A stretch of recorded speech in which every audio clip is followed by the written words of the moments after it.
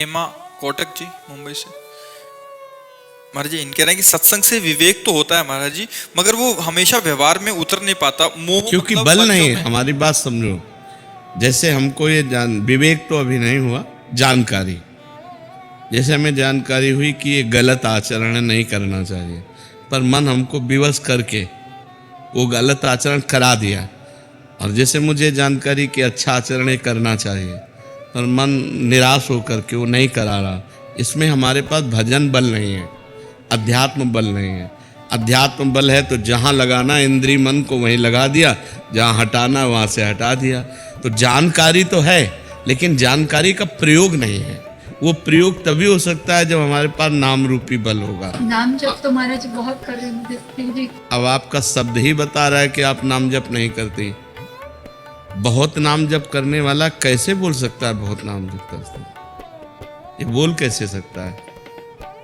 आप हमसे कहो कि आप कितना नाम जप करते हो, तो हाथ उठा के यही कहेंगे कि हम तुम्हें क्या बताएं, पूरा जीवन हो गया प्रयास करते, लेकिन अभी जी नहीं भरा कि जितना होना चाहिए वो नहीं कर पा रहे। वास्तविक कह रहा हूँ कि काश मैं डट के भजन कर पाता, जबकि हमारे पास और कोई काम नहीं भजन के सिवा, और प्रयास रहता है, लेकिन फिर भी असफल है। हम ये नहीं कह सकते कि हम बहुत भजन करते हैं, वो शब्द नहीं बोल पाएंगे बहुत। वैसे भी आपकी जेब में 1 करोड़ रुपया रखे हैं, आप बता दोगे क्या करोड़ रुपया रखे हैं? गुप्त रखा जाता है कि नहीं? ऐसे ही भजन का है। बड़े बड़े भजनानंदी ऐसे करते हैं, हम अधम जीव, हम नीच जीव, कहाँ हमसे भजन होता है। आप कहते हो भजन तो बहुत होता है, फिर परेशानी क्या है?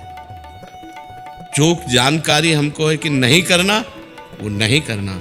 जो जानकारी करना है कि करना है, वो करना। क्यों? क्योंकि भजन है।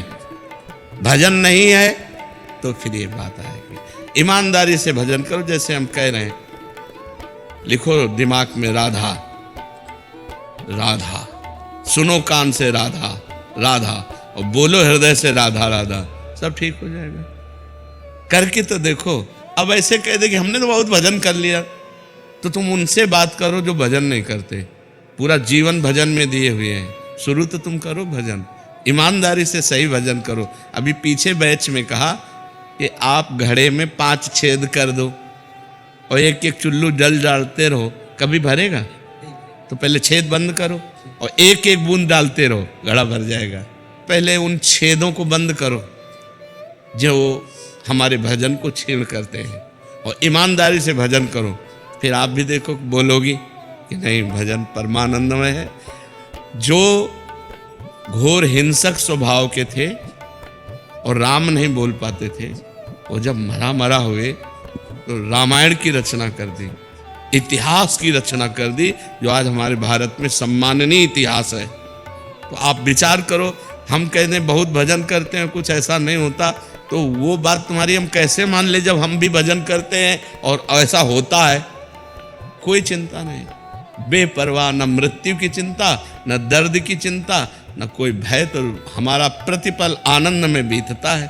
किससे? नाम से, भगवान के भजन से। ये हम प्रमाण तुम्हें खुद इसलिए देते हैं कि अब जैसे आपने कह दिया और 4 लोगों ने सुना कि हम बहुत भजन करते हैं, लेकिन ऐसा नहीं।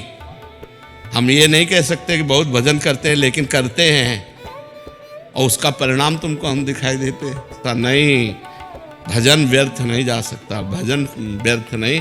हाँ, ये जरूर है कि बहुत जन्मों के हमारे पुराने संस्कार हैं, पाप हैं, तो अब हम थोड़ा भजन करना शुरू किया और वो हमको घसीटते हैं माया की तरफ। अब हम और भजन बढ़ावें, धीरे धीरे ऐसा होगा कि वो घसीट के हमारे पास आ जाएंगे।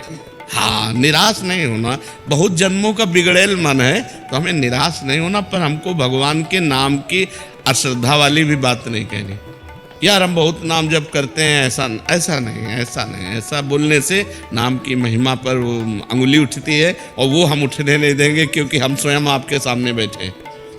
उसके प्रमाण हैं कि हर कष्ट, हर परिस्थिति, हर व्यवस्था भगवान सब व्यवस्था करते। किसी महीने में ऐसा नहीं होता कि यार बिजली का बिल नहीं भरने को हुआ, यार ऐसा नहीं हो, सब व्यवस्था भगवान करते। तो नाम का आदर करो, वो आदर पूर्वक नाम जप करो, सब ठीक हो जाएगा।